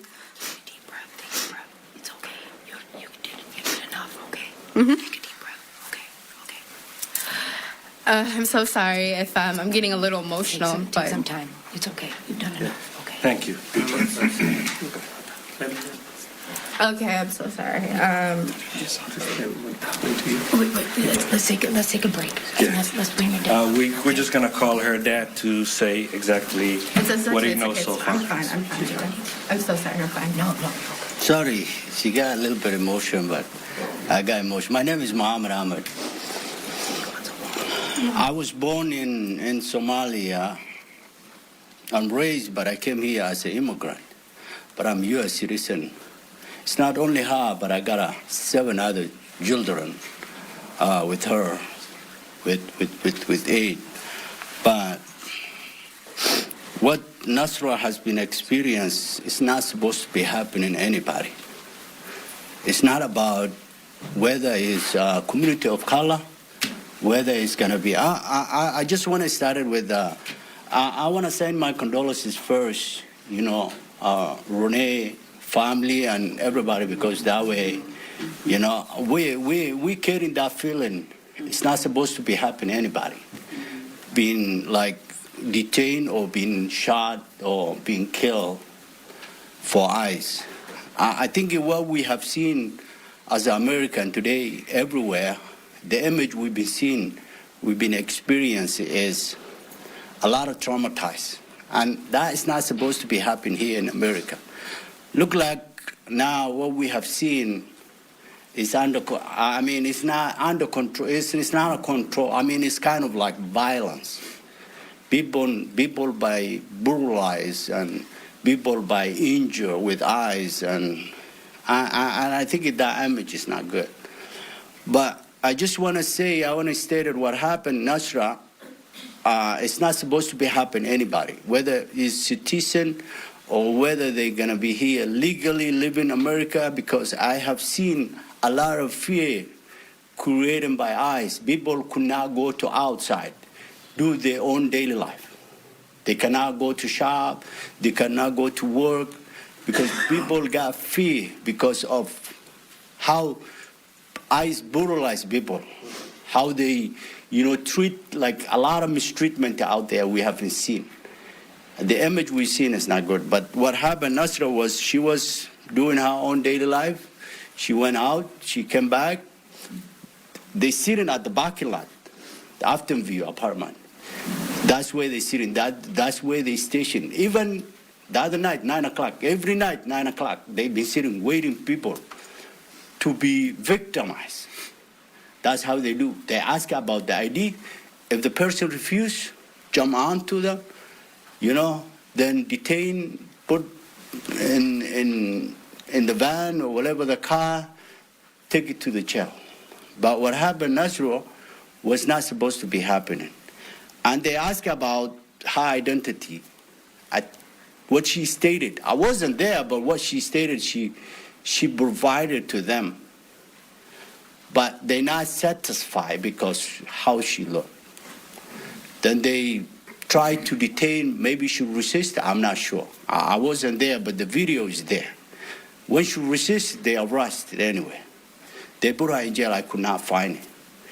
The word is spread around the community, she detained, I'm not sure where to follow. The also other issue, the other problem I've been raising today, and the people in America can hear is, ICE, they don't have a place to call even if they detain anybody. It's like, if you be like in the middle of nowhere. Then I talked to Samakab. I'm glad everybody here today, I'm so appreciative. I mean, I talked to representative of Samakab. Then he's the one who helping me out, where to find. And that's where we locate. That's when we located. She's in jail of, I think it was Shelburne County Jail. That's where she located. That's where they put her. They kept her 2 days. They released her. But when she got home, we saw it. She got injured. She got a head concussion. She also got some other bruises on her legs. And she's still feeling like, the way they handcuff, she's still feeling like her hands pain. She got back pain too. Also two or three guys on the top for her. We have that video too. It's out there. People can see it. And that's what happened. And I'm glad all of you here today to listen to what we're saying. And I appreciate if you guys come to and take to our words and show to the American people what is going on is not right thing. Thank you. Thank you, Appa. Senator, would you like to speak, or do I carry on? No, we'll wait. Okay, you're Thank you. You did a good job. Thank you so much. Good afternoon, Representative Maria Isa Perez Vega. I represent District 65B of our capital city of St. Paul and the suburb of West St. Paul. I'm also the chair of our St. Paul State House delegation, where this is taking place into a citizen of St. Paul. I'm here to discuss legislation that my colleagues in support of our St. Paul delegation with Representative, our vice chair of our delegation, Representative Hussein, as well as member of our St. Paul delegation, our chair of Veterans Committee, Representative Jay Zhang of the East Side, and as well as our suburbs within the Ramsey County delegation, Representative Peter Fisher, and Representative of St. Paul delegation as well, Representative Lee Finke, on drafting legislation to support funding to be allocated towards St. Paul and Ramsey County family behavioral services for those who have experienced harassment and maltreatment due to the federal agents' surge in what we've experienced, what we have seen that Nazra has experienced and is now have to live with those scars for the rest of her life. We also have been drafting language to be supportive to those children who are of DOPA, have filed for DOPA and are no longer with their parents and guardians, that is separating what we see every day, that is our federal agents getting the enablement of hatred through the support of hatred to divide families. This is what's happening in our capital city. This is what's happening throughout our state. I was here earlier with many similar colleagues that are behind me discussing why we are asking the demands of ICE out. We've heard yesterday in a press conference with several law enforcement from different districts that are represented here and outside of the capital city saying that ICE is not keeping our community safer. Our communities are actually experiencing violence, kidnappings, abductions. It's happening where we can't say we're working on things here at the state day by day. We're working on these issues hour by the hour. We have fellow electeds here from our capital city, from our council members. We have folks that have been working directly with rapid response groups of people that have been legally observing.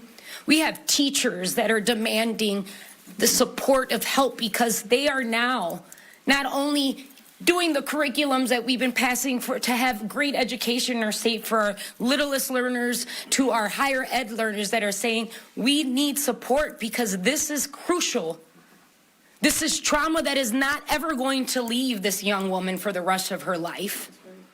And we as electeds and as legislators are engaged to support the necessities of health care, mental health care, physical health care, emotional support, spiritual, because we've heard from faith leaders that are asking, this must stop.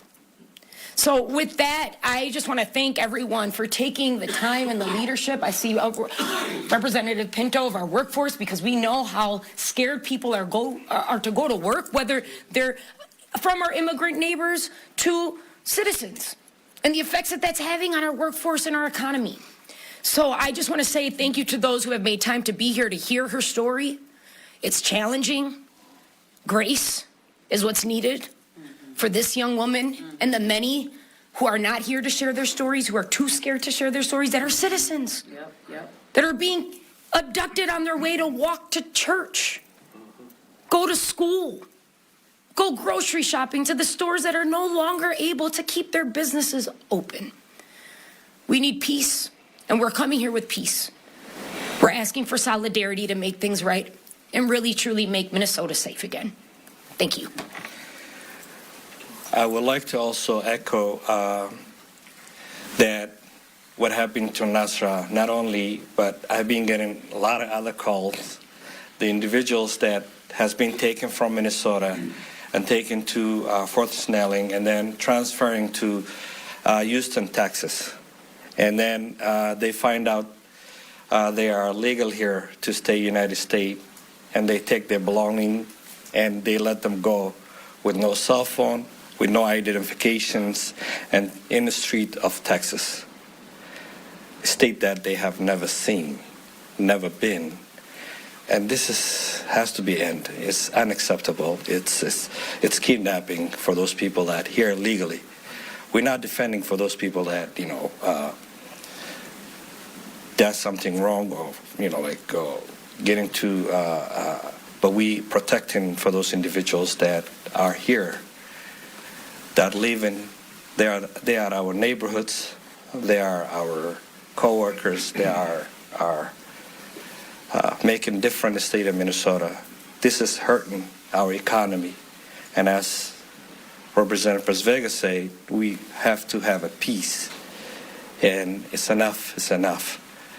Have you seen a lot of people are protesting because they are demanding for justice?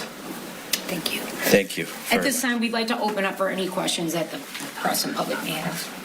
But not for Nasra, out of due respect for her emotional well-being. There was a federal order Friday saying that. All right, let's take you to a break now. Much more to come here on All Day Live. Our Simone Woolridge is going to join us here in just a minute to talk about fraud hearing that's been going on, some Q&A there, and then we have Representative Tom Emmer, who's scheduled to come on here at about 1:45. So we'll take a break, be right back.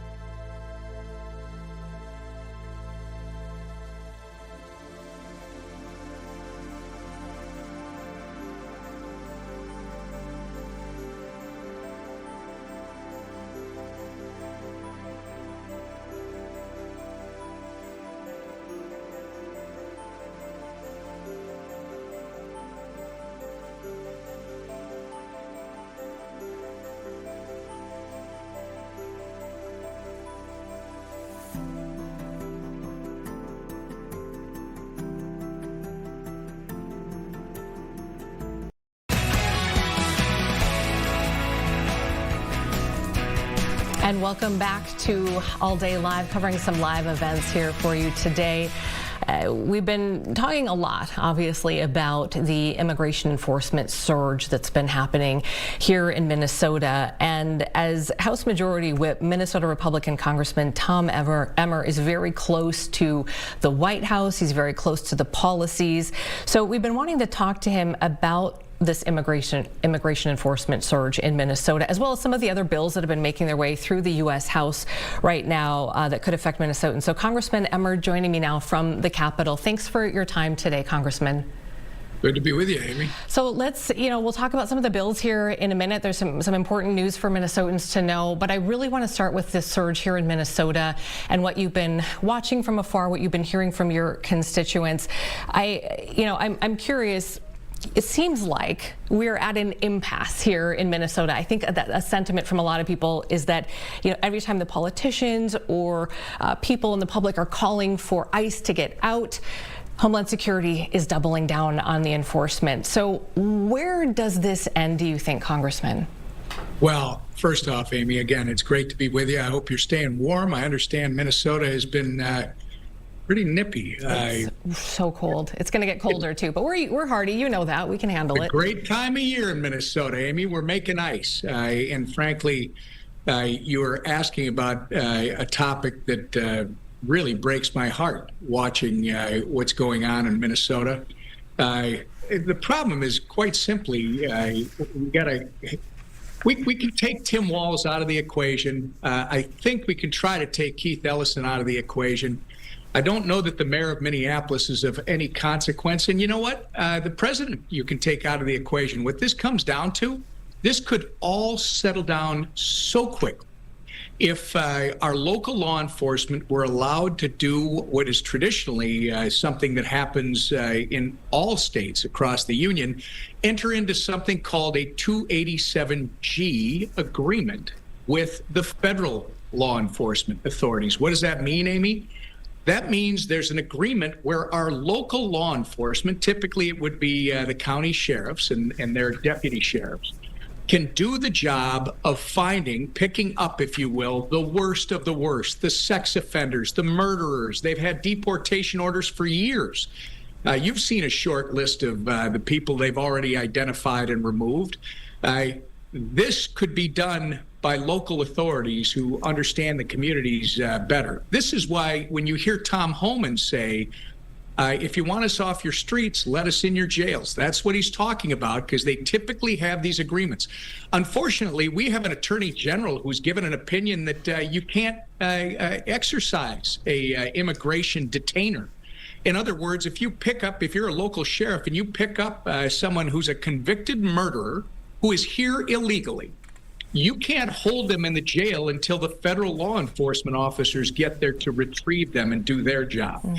You have to let them back out on the street. So, Amy, if you want this to resolve very quickly, you got to take these personalities out of it. Tim Walz has to quit talking like he's Jefferson Davis in the new Confederacy.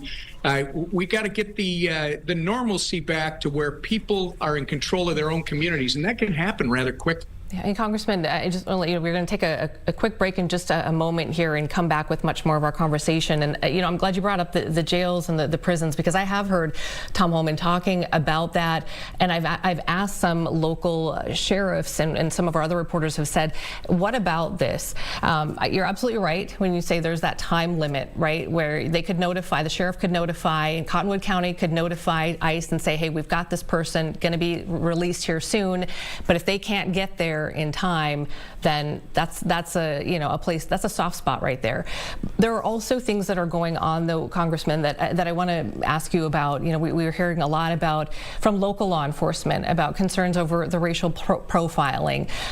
We just had a press conference here with a young woman, and we don't know everything of all of these cases, Congressman, but even if a small percentage of, even if one of these cases is true and accurate and is found to be true, how do you feel about the fact that ICE is here and, according to local law enforcement, doing some racial profiling, and there's excessive force allegations as well? How do you respond to that? Well, first, before we leave it, Amy, because I think it's important to emphasize that we have an attorney general who has told our county sheriffs that they cannot exercise a immigration detainer. That's why you're saying, well, they have to let them go. Amy, they don't. They could hold them until the federal agents get there. But they've got an advisory opinion from a guy who is not even a good lawyer, Keith Ellison, who seems to hate cops and want to prosecute cops, who's telling them that they can't rely on these detainers. Well, guess what? I would say to every county sheriff, talk to a good lawyer. Talk to real lawyers about what they can and can't do, and then figure out what's best for your county, for your citizens. On this other issue, we've got, you refer to them as ICE. I refer to them as immigration enforcement officers. There's federal law enforcement officers. Yes, there are many that are coming into our state because of the, apparently our governor thinks he's fighting with the federal government. But we've got officers that live in our communities, that are our neighbors, that frankly, their kids go to school with our kids. These are human beings. And when you got the Star Tribune literally publishing names and pictures and convicting people in the court of public opinion, trying to get them killed, I would argue. The officers are going to be hypersensitive about everything around them because they do not know who it is that is going to try to harm them. So the episode you're talking about, look, I understand there was a stop. I don't know the pretext for the stop. Everybody can guess what that is, but that's their guess. The officers that were involved will be able to explain the reason for the stop. And by the way, if you encounter someone on a stop that is armed, of course you're going to react not knowing who that person is. In that case, I believe the individual identified themselves immediately as a peace officer. That was confirmed, and on their way they went. So I think the more we dig into some of these, there was a story about somebody who was wrongfully thrown to the ground and dealt with at a Target. Well, you come to find out that because they're being encouraged to confront federal law enforcement and they're getting aggressive, well, the law enforcement are going to respond. It's just a fact, and we want this to end. And the way it ends is nobody has to get a win here. That's not what it's about. What it's about is empower our local law enforcement, our neighbors, friends, a part of our community. Let them work with the federal law enforcement, much like Tom Homan said. They know the people in our communities, and they are probably the best prepared to collect the worst of the worst so that the federal authorities can then retrieve them and get them out of our state and out of our country. Okay, Congressman, we are going to take if you can hang on for 2 minutes, we're going to take a quick break, come right back. More to talk with you about, including some important bills that have been making their way through the House as well. So folks, stay tuned. We'll be right back with Congressman Tom Emmer after this very quick break.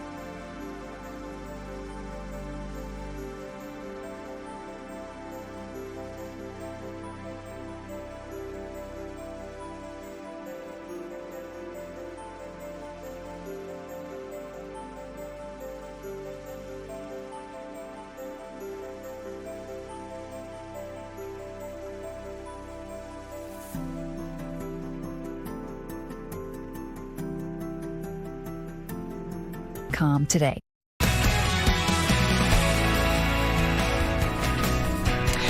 All right, we want to continue our conversation now with Congressman Tom Emmer, Republican Majority Whip in the House. Thanks for spending some time with us. We just have a few minutes left here and so much to cover, Congressman. Just really, really briefly, though, I did want to circle back on one thing, which is yesterday we did have law enforcement, Hennepin County Sheriff DeWanna Witt, among others, who came out and said, yes, you know, there is racial profiling going on here. You know, I just really want to get to kind of your thoughts on that. You know, you've represented Minnesota for a very, very long time in the St. Cloud area. When you hear that, what goes through your mind? Deanna's great. The Hennepin County Sheriff, great lady. I have a lot of respect for her. She does a wonderful job, but she's not the officer involved. I used to do this kind of work, Amy, when I was practicing law. I want it from the officers who are involved. I appreciate that she probably has pressures being in Hennepin County that a lot of people don't have to face. She handles them very well. I think her counterpart at the city of Minneapolis, if he would have provided that perimeter protection that is customary for local law enforcement to provide, we never would have had the tragedy that occurred a couple weeks ago. So, again, I don't want to take someone else's word for it. I'd rather hear from the actual officers that were involved in whatever the stop is or the engagement is that they're involved in. Yeah, we can definitely continue, you know, these conversations at another time. Again, our show ends at 2, and I want to get to a couple of more things here with you, including there's a bipartisan bill that is really important to healthcare in Minnesota. I know I've been following the story about the psychiatric beds here. Tell me a little bit about this. It's bipartisan, is that right? Well, I actually call it nonpartisan. Nonpartisan, you know, okay. When we say bipartisan, it's always us and them, right? Okay. It's like two sides. This is a nonpartisan bill that actually removes a bureaucratic provision at HUD that prohibits inpatient psychiatric hospitals from securing mortgage assistance, right? So it's inane because why you would carve out inpatient psychiatric facilities is, first, is confusing to me. Second, we've got a mental health crisis in this country, Amy. We need more facilities. We need more beds to deal with the serious mental health crisis that is upon us. And I think it's incredibly important in Minnesota, which has always been a leader when it comes to treatment of mental illness, whatever the issue might be. I think it's time that this inane and outdated provision be eliminated. I offered it with Democrat Richie Torres from New York. I think we filed it before, trying to work on it in the last administration. I think we've got a great chance in getting it done in this administration. Okay, just got about 2 minutes left here, and I got a hard out. You're probably going to hear a rap from our producer as well if we go over. But I also wanted to ask about the sort of Denaturalization Act that you're working on as well. Can you tell us just briefly about what this is? Yeah, I have a bill called the Scam Act, which will expand and clarify the Immigration and Naturalization Act, the Federal Immigration and Naturalization Act. Amy, the current bar to denaturalize someone, take away their citizenship, is very high, and it should be. But we're just going to make it more clear to denaturalize criminals who commit fraud and aggravated felony, espionage, or people who join a terrorist group after they have been come to this country and been naturalized. The Scam Act will not only hold Somali fraudsters in Minnesota accountable, but it's going to restore long overdue integrity to America's entire naturalization process. And that was filed this week, and it'll start moving through the process in the coming weeks. Okay, about 30 seconds left. A BWCA bill today, is that making its way through? Is that something that you'll be a part of? Oh, I'm going to support that. I mean, people are getting the wrong idea. This is the Stauber bill to eliminate an executive order that was signed by Joe Biden. People need to understand that this executive order went way too far, Amy. It would remove 225,000 plus acres from northern Minnesota for resource development and utilization. And yes, That could include mining, but mining can only occur outside of the boundary waters and even outside of the buffer, the legal buffer around the boundary waters. But it also includes timber, other resources, and by the way, it's public school trust lands, which would be very harmful to the public school system in Minnesota. So, yeah, I'll be supporting it. I think everyone should be supporting it. And then we all need to make sure we protect the integrity of the BWCA. All right, Congressman Emmer, thank you for your time today. We hope that we can connect with you soon. There's just so much going on here, not enough to get in about 15 minutes of a conversation. We'd love to dig into more specifics with you soon. Absolutely. You did a great job. Thanks, Amy. All right. Thanks, Congressman. We'll be right back.